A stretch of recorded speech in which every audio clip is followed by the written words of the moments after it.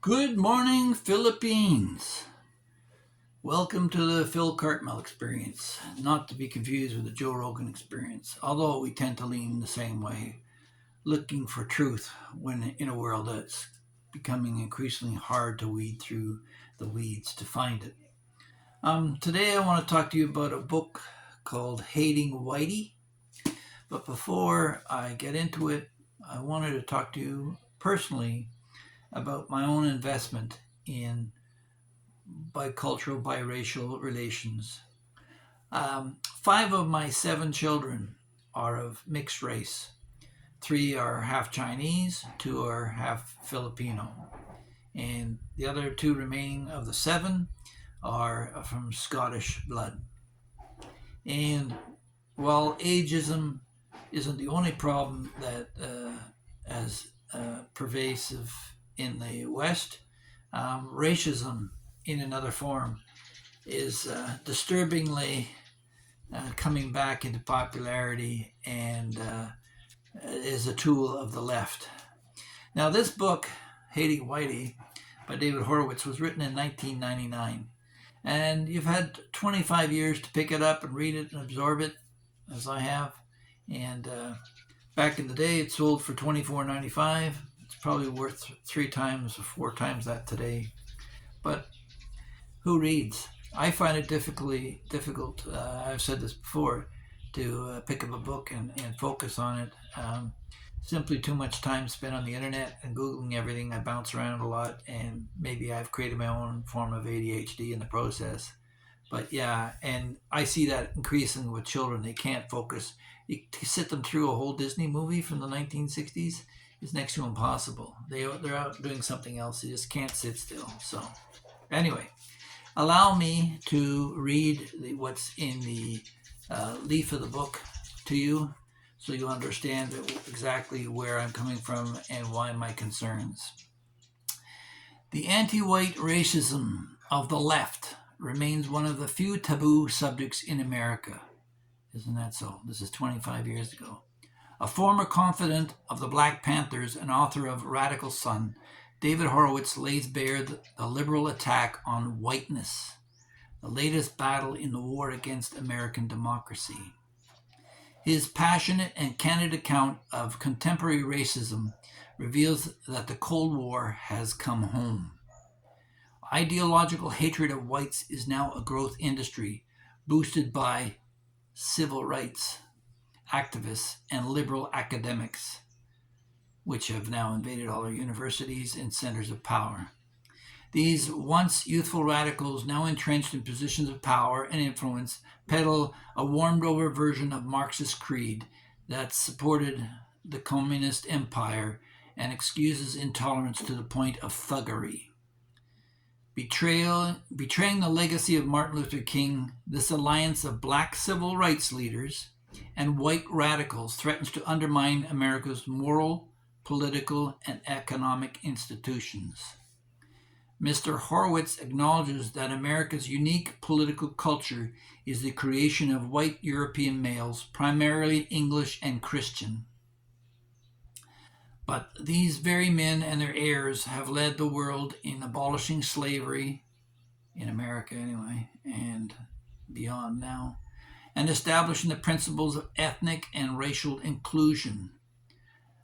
Undeterred, so it seems, by America's Anglo-Saxon pedigree, people of every race and creed still flock by the millions to these shores for the share of our unparalleled rights and opportunities. Hence the 7 coming on 15 million illegal immigrants flooding into the country. They're not all thugs. Some of them come here for hope. I digress, sorry. Yet, with staggering hypocrisy, a clique of racial warlords and academic malcontents indicts our every institution for racial oppression.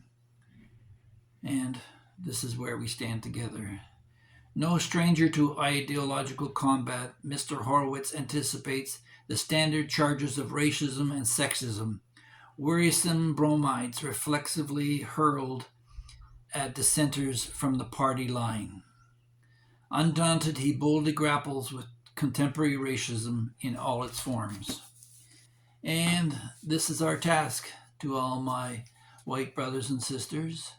You have to stand up and not be saying that you're proud because you're white, but be proud of what your forefathers have done and encourage others to do so.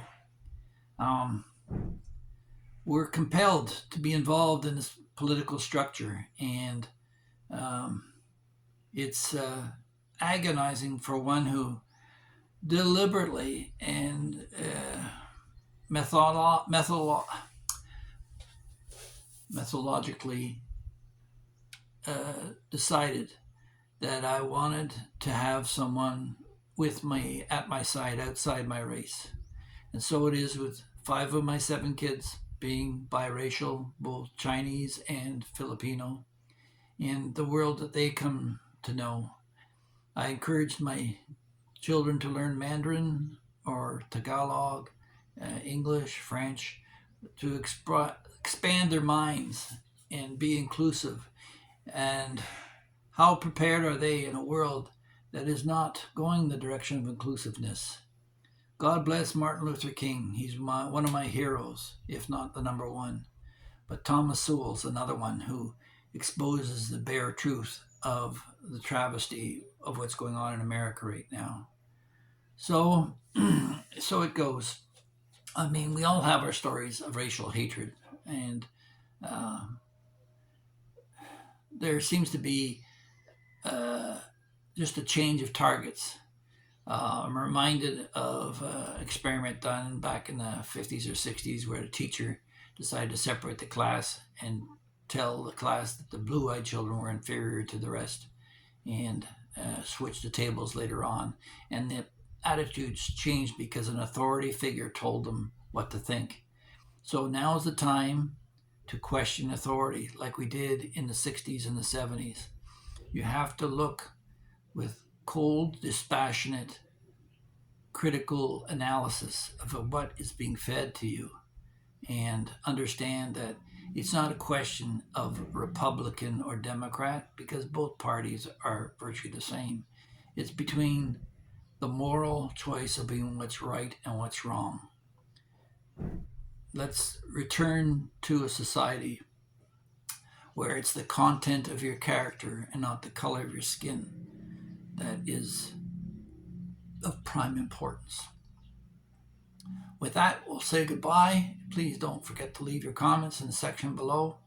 I know this topic brings a lot of pain and hurt to many people, and we have to be able to walk beyond emotion and do what's right for our children and our grandchildren. God bless, and we'll talk to you in the next one.